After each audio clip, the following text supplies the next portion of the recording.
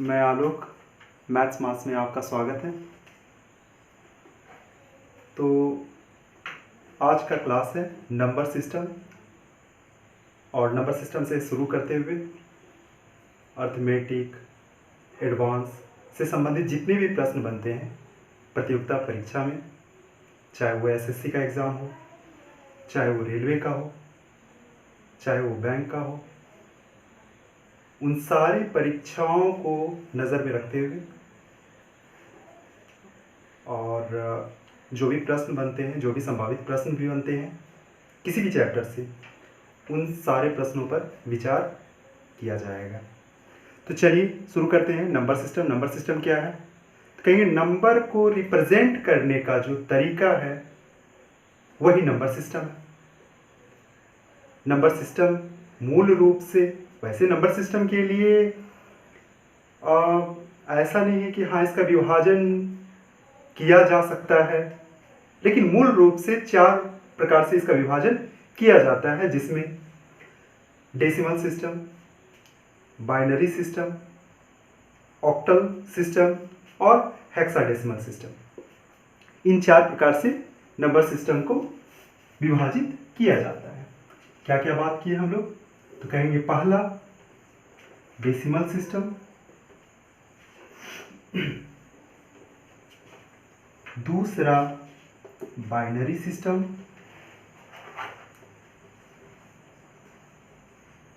तीसरा octal system और चौथा हेक्साडेसिमल।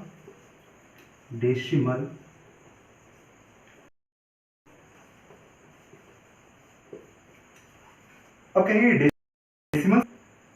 डेसिमल सिस्टम में नंबर को रिप्रेजेंट करने के लिए क्या आवश्यक है? तो कहेंगे जरूरी है यहाँ 0 से लेकर 9 तक के सभी अंकों का।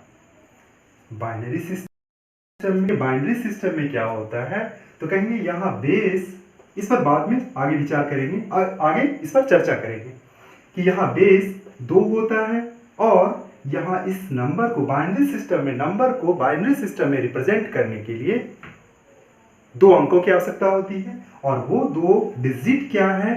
तो वो डिजिट है हमारा 0 और 1। फिर बात करेंगे हम लोग ऑक्टल सिस्टम। तो ऑक्टल सिस्टम में क्या होता है? बेस होता है 8। अगर कहेंगे बेस वैल्यू क्या है, तो कहेंगे बेस वैल्यू होता है 8, और डिजिट इस नंबर को ऑक्टल सिस्टम में रिप्रेजेंट करने के लिए जो डिजिट चाहिए वो डिजिट होता है 0 से लेकर 8 तक का, 7 तक का। फिर बात करेंगे हम लोग हेक्साडेसिमल सिस्टम। कहेंगे हेक्साडेसिमल सिस्टम में बेस वैल्यू क्या होता है? तो हमारा बेस वैल्यू होता है 16, और इसको रिप्रेजेंट करने के लिए जो हमारा डिजिट चाहिए वो डिजिट होता है 0 से लेकर 9 तक, और अल्फाबेट में A से लेकर F तक।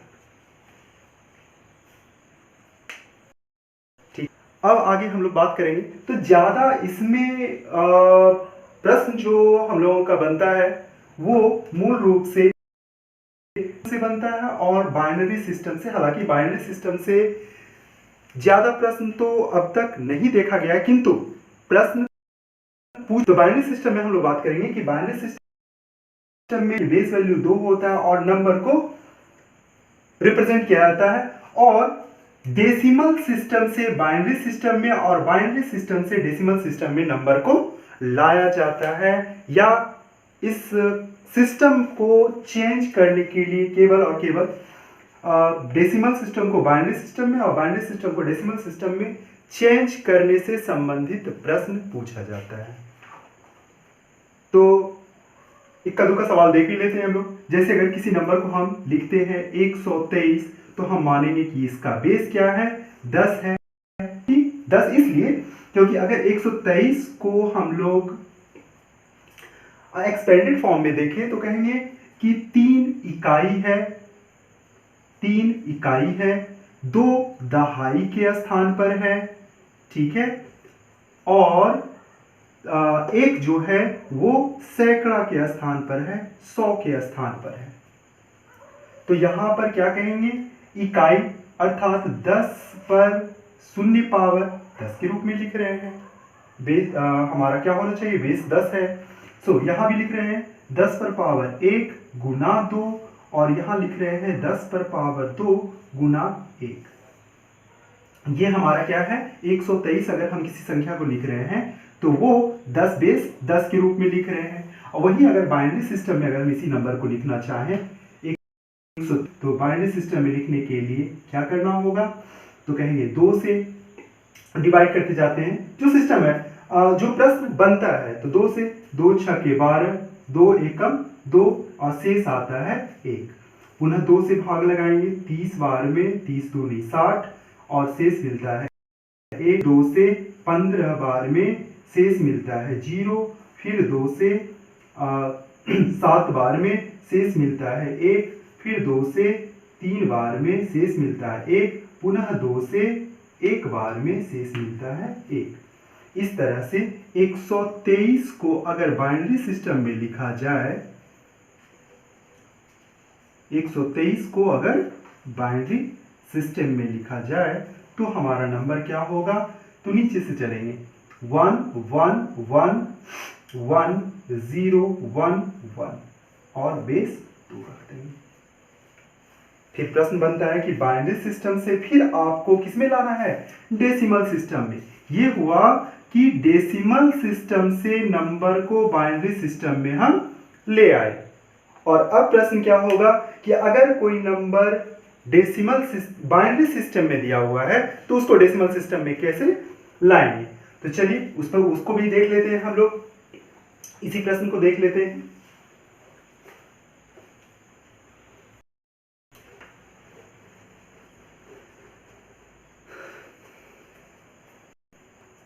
तो हम देखेंगे कि नंबर का स्थान क्या है, क्या क्या लिखे हैं हम लोग, 1 1 1 1 0 1 1। ये क्या है,